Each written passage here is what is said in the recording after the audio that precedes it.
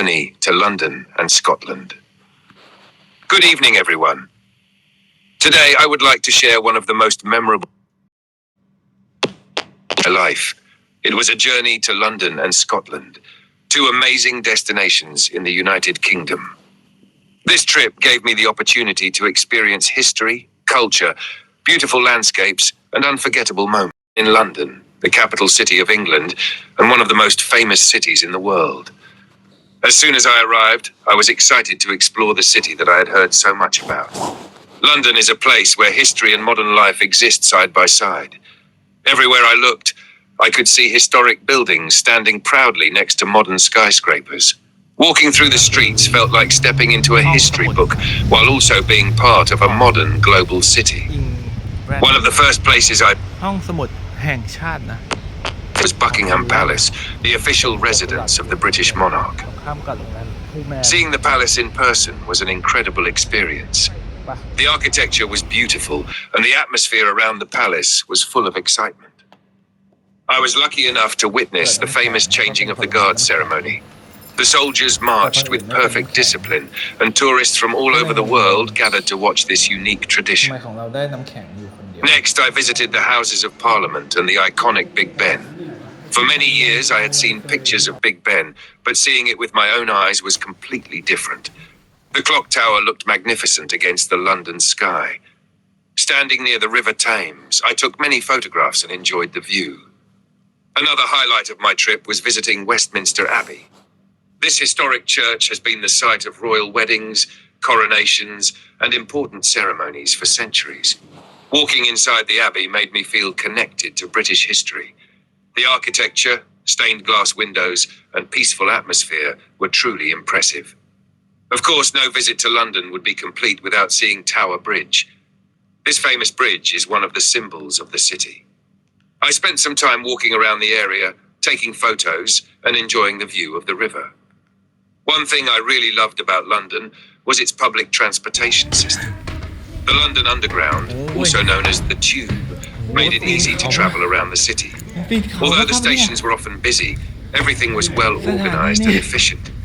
London is also a multicultural city. During my trip, I met people from many different countries. I heard different languages, tried various types of food, and experienced cultures from around the world. It made the city feel vibrant and welcoming. Speaking of food, I had the opportunity to try some traditional British dishes. Fish and chips was one of my เฮ้ย favorites. ชั้นเดียวเอง The crispy fish served with hot chips was simple but delicious. I also enjoyed English breakfast, which included eggs, sausages, beans, toast, and bacon. It was a hearty meal that gave me plenty of energy for sightseeing. One of my favorite experiences in London was simply walking around the city. I enjoyed strolling through parks, crossing famous streets, and discovering hidden corners. Every neighborhood had its own unique character and charm. After spending several wonderful days in London, it was time for the next part of my adventure, Scotland. Instead of flying, I chose to travel by train. This became one of the most memorable parts of the entire trip. The train journey from London to Scotland was absolutely beautiful. As the train left the busy city behind, the scenery gradually changed. I could see green fields, rolling hills, small villages, and peaceful countryside landscapes. I spent much of the journey looking out the window. The views were stunning and constantly changing. It was relaxing to watch the scenery pass by while sitting comfortably on the train. Unlike air travel, the train allowed me to truly appreciate the landscape between destinations. As we traveled further north, the scenery became even more dramatic. The countryside looked untouched and peaceful. I could see sheep grazing in large fields and old stone buildings scattered throughout the landscape. Eventually, I arrived in Scotland. The atmosphere in Scotland felt quite different from London. While London was busy, fast-paced, and international, Scotland felt calmer, more traditional, and closely connected to nature. One of the cities I visited was Edinburgh, the capital of Scotland. Edinburgh is one of the most beautiful cities I have ever seen. The city is filled with historic buildings, cobblestone streets, and breathtaking views. The most famous landmark in Edinburgh is Edinburgh Castle. Perched on top of an ancient volcanic rock, the castle overlooks the entire city. Walking through the castle grounds was like stepping back in time. I learned about Scotland's history, its kings and queens, and its long struggle for independence. From the castle, I enjoyed panoramic views of Edinburgh. The rooftops, streets, and distant hills created a picture-perfect scene. I also walked along the Royal Mile, one of the most famous streets in Scotland. The street is lined with historic buildings, shops, restaurants, and street performers. There was always something interesting to see. One thing that impressed me about Scotland was its rich culture and strong national identity. Scottish traditions are proudly preserved, and people are passionate about their heritage. I even had the chance to hear traditional Scottish music. The sound of the bagpipes was unique and unforgettable. It created a special atmosphere that made me feel connected to Scotland's history. Another thing I loved was the natural beauty of Scotland. The landscapes were breathtaking. Rolling hills, green valleys, dramatic cliffs, and peaceful lakes could be found almost everywhere. The weather was sometimes unpredictable. It could be sunny one moment and rainy the next. However, I felt that the changing weather added character to the experience. It made the scenery look even more dramatic and beautiful. One of my favorite moments was simply standing outdoors and enjoying the fresh air. The peaceful environment allowed me to slow down and appreciate nature. Throughout the trip, I took hundreds of photographs. Every location seemed worthy of a picture. However, I realized that photographs could never fully capture the feelings and emotions of being there in person. Traveling taught me many things. It helped me understand different cultures, appreciate history, and see the world from a broader perspective. It also reminded me that some of the best experiences come from stepping outside our comfort zones and exploring new places. Looking back, this journey to London and Scotland was much more than just a vacation. It was an opportunity to learn, discover, and create lasting memories. London impressed me with its history, diversity, and world-famous landmarks. Scotland amazed me with its natural beauty, rich culture, and welcoming atmosphere. The train journey between the two destinations connected these experiences and became a memorable adventure in itself.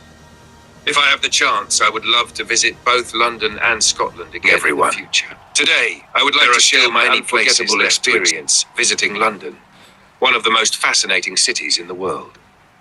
For many years, London was a destination that I dreamed of visiting. I had seen countless photographs, documentaries, movies, and television programs featuring this incredible city. However, nothing could prepare me for the feeling of actually standing there and experiencing it with my own eyes. London is the capital city of England and the United Kingdom. It is one of the oldest and most influential cities in the world. The history of London stretches back nearly 2,000 years.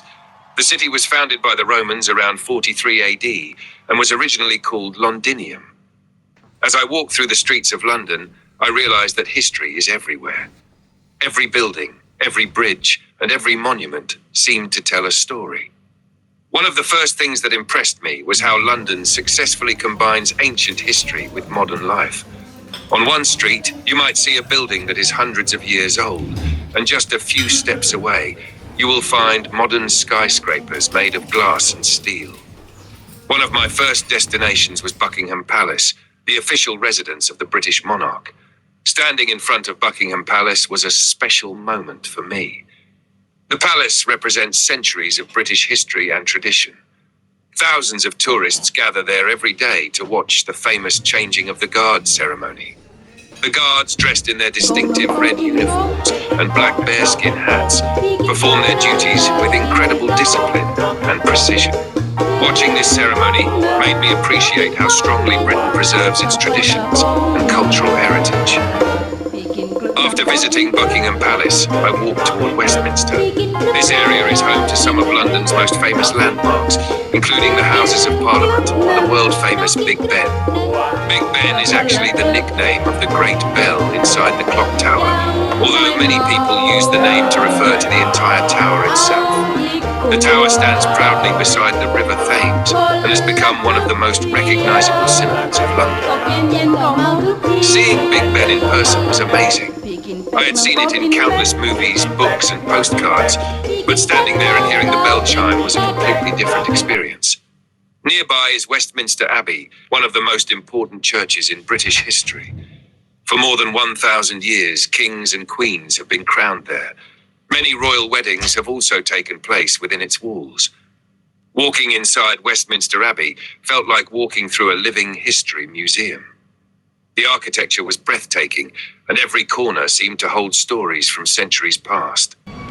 As I continued exploring London, I visited Tower Bridge, another iconic symbol of the city. Many people mistakenly think that Tower Bridge is London Bridge, but they are actually different bridges. Tower Bridge is famous for its two large towers and its unique design. The bridge can even open in the middle to allow large ships to pass through. Standing on the bridge, I enjoyed beautiful views of the River Thames and the surrounding city. Another place that fascinated me was the Tower of London. The Tower of London has served many purposes throughout history. It has been a royal palace, a prison, a fortress, and even a place of execution. Today it houses the crown jewels, which include some of the most valuable royal treasures in the world. Walking through the Tower of London gave me a deeper appreciation for British history and the many events that shaped the nation. One thing I loved about London was its parks. Despite being a massive city with millions of people, London has many beautiful green spaces. I visited Hyde Park, one of the most famous parks in the city. The park was peaceful and relaxing. People were cycling, jogging, walking their dogs, and enjoying nature. It was hard to believe that I was still in the center of one of the world's busiest cities. London is also famous for its museums. One of the best things about many museums in London is that admission is free. I visited the British Museum, which contains treasures from civilizations around the world. There I saw ancient Egyptian mummies, Greek sculptures, Roman artifacts, and historical objects from many different countries. The museum reminded me that London has long been connected to global history. However, one of the most exciting parts of my visit was exploring locations connected to Harry Potter. As a fan of the Harry Potter series, visiting these places felt like stepping into the magical world created by J.K. Rowling. The Harry Potter books have become one of the most successful literary series in history. The story follows a young wizard named Harry Potter and his adventures at Hogwarts School of Witchcraft and Wizardry. Although Hogwarts itself is fictional, many filming locations can be found throughout London and the United Kingdom. One of the most famous Harry Potter locations is King's Cross Station. Inside the station, visitors can find Platform 9 Thor's. In the story, this magical platform is where students board the Hogwarts Express to travel to Hogwarts. Of course, there is no real magical platform, but a special display has been created for fans. Visitors can pose for photographs while pretending to push a luggage trolley through the wall. Seeing Platform 9 Thor's in person was a dream come true for many Harry Potter fans. The station was filled with excitement as people from all over the world lined up to take photos. Nearby, there is also a Harry Potter shop where fans can buy wands, scarves, robes, and other magical souvenirs.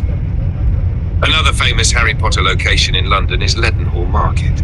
This beautiful Victorian market was used as a filming location for Diagon Alley in the first Harry Potter film. Walking through the market felt magical. The colourful architecture and historic atmosphere made it easy to imagine witches and wizards shopping for magical supplies. I also learned that many scenes from the Harry Potter films were filmed throughout London. The Millennium Bridge, for example, appeared dramatically in Harry Potter and the Half-Blood Prince. The bridge offers beautiful views across the River Thames and has become a popular destination for fans. One of the reasons Harry Potter remains so popular is because it combines imagination, friendship, courage, and adventure. Even today, millions of people continue to visit Harry Potter attractions throughout the United Kingdom.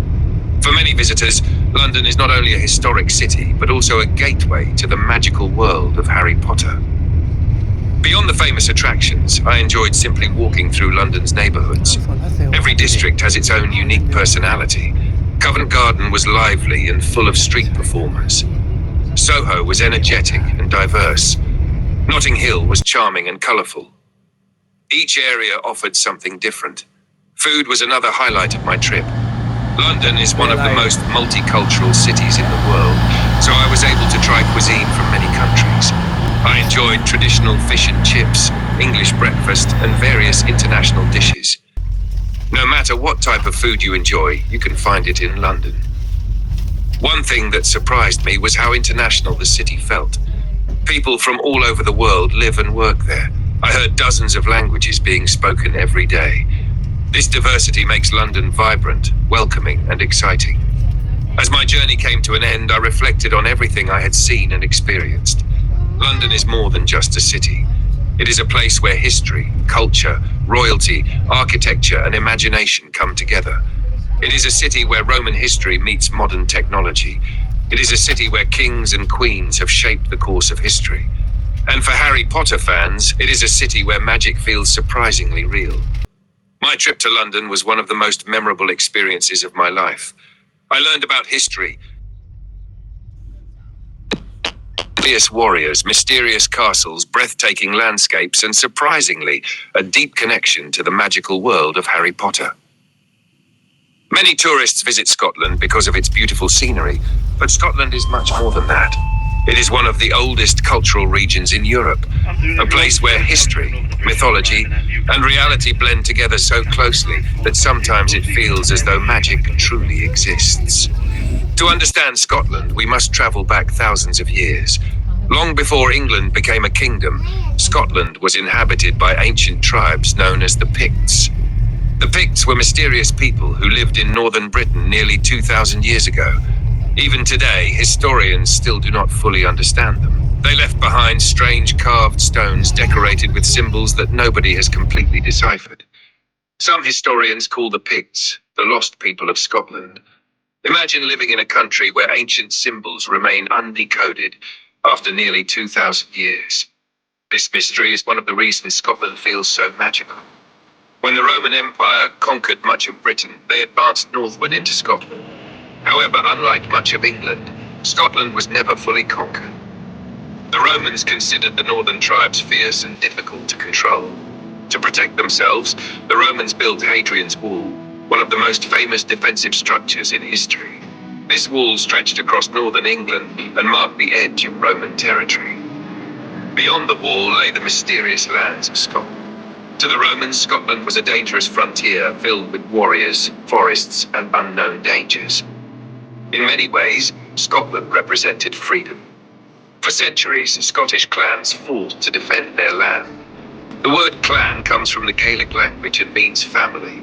The clan system became the foundation of Scottish society. Every clan had its own territory, traditions, and chief. Loyalty to one's clan was stronger than almost anything else. Many Scottish surnames today, such as MacDonald, Campbell, Mackenzie, and Stewart, originated from these ancient clan systems. Perhaps the most famous figure in Scottish history is William Wallace. Many people know him through the movie Braveheart. However, the real William Wallace was a national hero who fought against English rule during the late 13th century.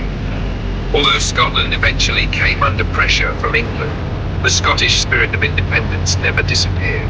Another remarkable fact is that Scotland once had its own kings, queens, parliament, laws, currency, and military. Even today, although Scotland is part of the United Kingdom, it maintains its own legal system and educational system. This unique identity remains a source of pride for many Scots. As I travelled through Scotland, I noticed that the landscape itself seems to tell stories. The Highlands are among the most dramatic regions in Europe. Mountains rise from the earth like ancient giants. Deep valleys stretch for miles. Clouds drift slowly across the sky. The scenery often feels untouched by time. Many visitors say the Highlands look like a fantasy world. Standing there, I understood exactly why. One of the most famous places in Scotland is Loch Ness. The word loch simply means lake. However, Loch Ness is famous worldwide because of the legend of the Loch Ness Monster. For nearly a century, people have reported seeing a mysterious creature in the water. Known affectionately as Nessie, the creature has become one of Scotland's most famous legends. Whether the monster exists or not, the mystery continues to attract visitors from around the world. But Scotland's connection to magic does not end there. In fact, Scotland became one of the most important inspirations behind Harry Potter. When most people think of Harry Potter, they immediately think of London. However, much of the soul of Harry Potter actually comes from Scotland. J.K. Rowling spent many years living in Edinburgh, the capital of Scotland. She moved there during a difficult period in her life. At the time, she was a single mother facing financial challenges. Yet it was in Edinburgh that she began writing the story that would eventually become one of the most successful literary series in history. Many chapters of Harry Potter were written in cafes around Edinburgh. One famous cafe is the Elephant House. It became known as the birthplace of Harry Potter. From the windows, Rowling could see Edinburgh Castle towering over the city. Many fans believe that the castle influenced her imagination when creating Hogwarts. เอากล้องมา Edinburgh itself เอากล้อง feels เขาเดี๋ยว magical. เอากล้องแจ็ค Its narrow medieval streets, ancient buildings, hidden okay. alleys, and Gothic architecture create an atmosphere unlike almost anywhere else in the world. Walking through Edinburgh, it is easy to imagine witches and wizards living secretly among ordinary people.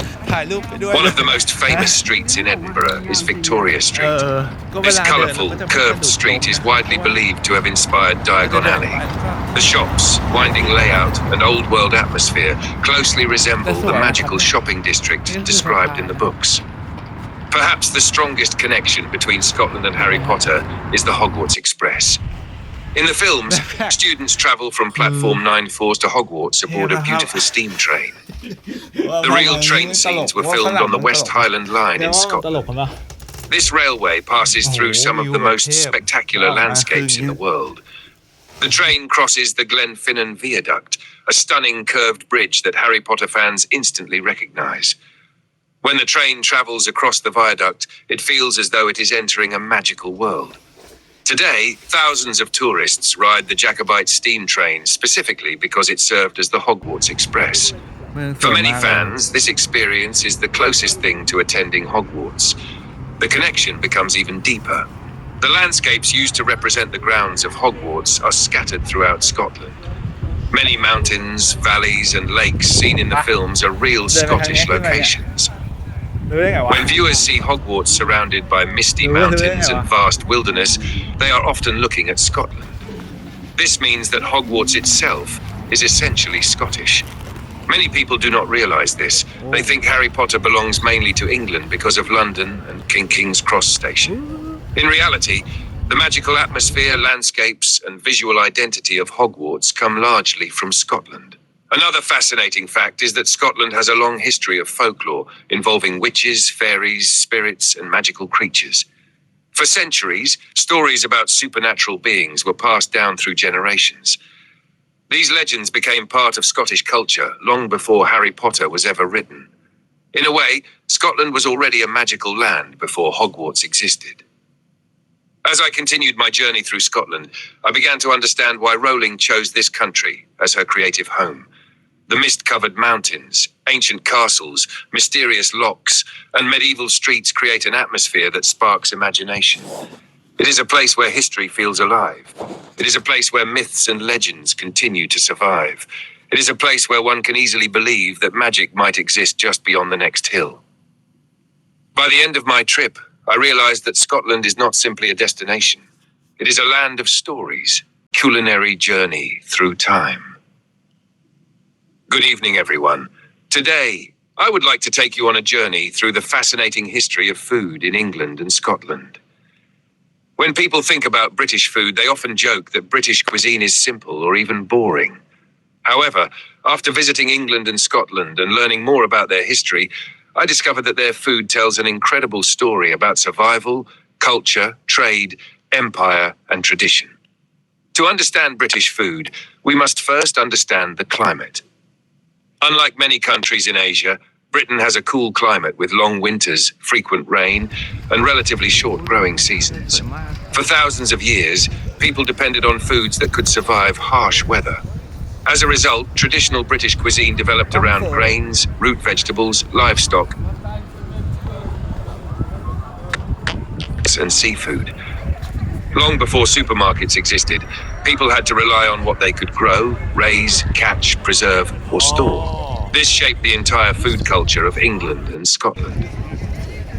Let us begin with England. The story starts nearly 2,000 years ago when the Romans arrived in Britain. Before the Romans, people mainly ate simple foods such as barley, oats, vegetables, wild game, fish, and dairy products. The Romans introduced many new ingredients. They brought herbs, wine, improved farming methods, and more sophisticated cooking techniques. Even today, some vegetables common in Britain were originally introduced during the Roman period. After the Romans left, England experienced centuries of invasions by Anglo-Saxons, Vikings, and Normans. Each group influenced the food culture. The Vikings brought preservation techniques and seafood traditions. The Normans introduced French culinary influences that would shape English aristocratic dining for centuries. During the Middle Ages, food became closely connected to social class.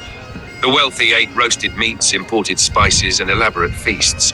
The poor relied on bread, porridge, vegetables, and occasional meat. Interestingly, spices were once a symbol of wealth. Pepper, cinnamon, cloves, and nutmeg had to be imported from distant lands and were extremely expensive. Displaying spices at a banquet was a way of showing status and power. By the 16th and 17th centuries, England's growing maritime power transformed its food culture. As trade expanded across the world, new ingredients arrived. Tea came from Asia. Sugar arrived from Caribbean colonies. Coffee arrived through trade routes. Chocolate became fashionable among the wealthy. These products eventually became central parts of British life. Perhaps no drink has influenced English culture more than tea. Today, tea is often considered a symbol of England. The tradition of afternoon tea began during the 19th century. At that time, dinner was served later in the evening. People became hungry in the afternoon, so a light meal with tea, sandwiches, cakes, and pastries became popular. This tradition eventually evolved into one of Britain's most famous cultural customs. Another famous English tradition is the Sunday roast. For centuries, families gathered every Sunday after church to share a large meal. The meal usually included roasted beef, lamb, chicken, or pork, served with potatoes, vegetables, gravy, and Yorkshire pudding. This tradition remains popular today. The Sunday roast is more than just food. It represents family, community, and tradition. One of the world's most famous British dishes is fish and chips. Interestingly, the dish combines two different cultural influences. Fried fish was introduced by Jewish immigrants from Spain and Portugal. Meanwhile, fried potatoes became popular in Britain. The government protected its supply whenever possible. Many foods were rationed during wartime, but fish and chips remained available because it boosted public morale. Another surprising aspect of English food is the influence of the British Empire. At its peak, Britain controlled territories around the globe. As a result, ingredients and recipes from India, Africa, the Caribbean, and Asia entered British cuisine. Today, one of Britain's favorite dishes is actually chicken tikka masala, a curry-inspired dish with South Asian roots. Many people joke that curry has become Britain's unofficial national food. Now let us travel north to Scotland. Scottish cuisine developed differently because of geography. Scotland has rugged mountains, remote islands, cold weather, and limited farmland. Historically, survival was often more important than luxury. As a result, Scottish food became practical, nutritious, and deeply connected to local resources. For centuries, oats were one of Scotland's most important foods. The climate was ideal for growing oats, but less suitable for wheat. This is why oatmeal, porridge, and oatcakes became staples of Scottish life. Many Scottish families began the day with porridge.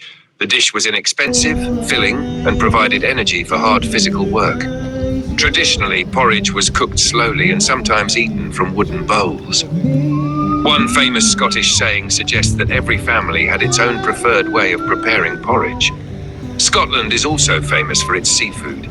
The country's long coastline provides abundant fish and shellfish. Salmon, haddock, cod, scallops, mussels, and langoustines have been important parts of Scottish cuisine for centuries. Scottish salmon is now considered one of the finest in the world. Another iconic Scottish food is smoked salmon. Before refrigeration existed, smoking was used as a preservation method. Over time, smoked salmon became a delicacy enjoyed throughout the world. Scotland is also known for its beef. The Highland cattle, with their distinctive long horns and shaggy coats, have become symbols of the country. These animals are well adapted to Scotland's harsh environment. Their meat is highly regarded for its quality and flavor. Perhaps the most famous and controversial Scottish dish is haggis. Many visitors are curious about it. Haggis is made from sheep's heart, liver, and lungs mixed with oats, onions, spices, and suet. The mixture is traditionally cooked inside a sheep's stomach. Although this may sound unusual to some people, haggis reflects an important historical reality. In the past, people could not afford to waste food. Every part of an animal was used. Haggis emerged from a culture of practicality and resourcefulness. Today, it remains Scotland's national dish. Each year on Burns Night, people gather to celebrate Scotland's national poet, Robert Burns. During these celebrations, haggis is carried into the room ceremonially while guests listen to Burns's famous poem addressed to a haggis. This demonstrates how deeply food is connected to Scottish identity. No discussion of Scottish food would be complete without mentioning whiskey. Scottish whiskey has been produced for centuries. The word whiskey comes from a Gaelic phrase meaning water of life.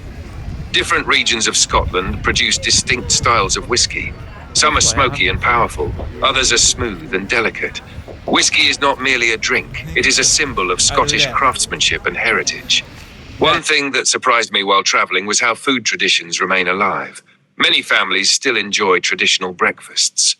In England, a full English breakfast may include eggs, bacon, sausages, beans, mushrooms, tomatoes, toast, and black pudding. In Scotland, a full Scottish breakfast often includes similar items, but may add haggis, tatty scones, and local specialties. Breakfast is traditionally considered one of the most important meals of the day. Historically, people needed a substantial breakfast before working on farms, in factories, or at sea. As I traveled through England and Scotland, I realized that food is much more than something we eat. Food tells the story of a nation's history. It reflects climate, geography, social class, trade, war, migration, and cultural identity. The simple bowl of Scottish porridge tells a story of survival. Fish and chips tells a story of immigration and industrialization. Afternoon tea tells a story of empire and social tradition. Haggis tells a story of resourcefulness and national pride. Every dish carries a piece of history. By learning about food, we learn about people. And by tasting traditional food, we experience history in a way, the cultural exchange, and the birth of an entirely new whiskey tradition. Many people know that Scotland is famous for whiskey. Many people also know that Japanese whiskey is now considered among the finest in the world. However, what many people do not realize is that modern Japanese whiskey was born because one young Japanese man traveled thousands of miles to Scotland to learn the secrets of whiskey making. His name was Masataka Taketsuru. Without him, Japanese whiskey might never have existed. To understand this story, we must first travel back to the early 20th century. At that time, Japan was rapidly modernizing. Following the Meiji Restoration, Japan wanted to learn from Europe and America. Japanese companies sent students and experts overseas to study engineering, science, architecture, shipbuilding, and many other fields. However, one company had a very unusual mission. A Japanese beverage company wanted to create authentic whiskey. The problem was that nobody in Japan truly understood how whiskey was made. Scotland, on the other hand, had centuries of experience. Scottish whiskey was already famous throughout the world. Therefore, in 1918, a young chemist named Masataka Taketsuru was sent to Scotland. His mission was simple. Learn everything, master whiskey production, bring the knowledge back to Japan. At the time, this journey was extraordinary. Traveling from Japan to Scotland was not easy. It took weeks of travel by ship and train. Taketsuru arrived in a country completely different from his homeland. The language was different. The food was different. The weather was different. The culture was different. Yet he was determined to succeed. He enrolled at the University of Glasgow. There he studied chemistry and gained scientific knowledge related to distillation. However, classroom education was only part of his journey. The real lessons happened inside Scottish distilleries. Taketsuru worked as an apprentice in several whiskey distilleries. He learned every step of production. He studied malted barley. He studied fermentation. He studied copper pot stills. He studied maturation. He studied the effects of wood, climate, and time. He filled notebooks with detailed observations. Today, those notebooks are considered historical treasures because they contain some of the earliest records of Scottish whiskey production written by a Japanese student. But something else happened while Taketsuru was in Scotland. Something that would change his life ดู forever. วิวแล้วครับ He fell in love. He met a Scottish woman named Rita Cowan. The two developed a close relationship despite major cultural differences. At that time, a marriage between a Japanese man and a Scottish woman was highly unusual. Many people doubted the relationship, yet they chose to marry. Together, they would eventually become one of the most remarkable couples in whiskey history.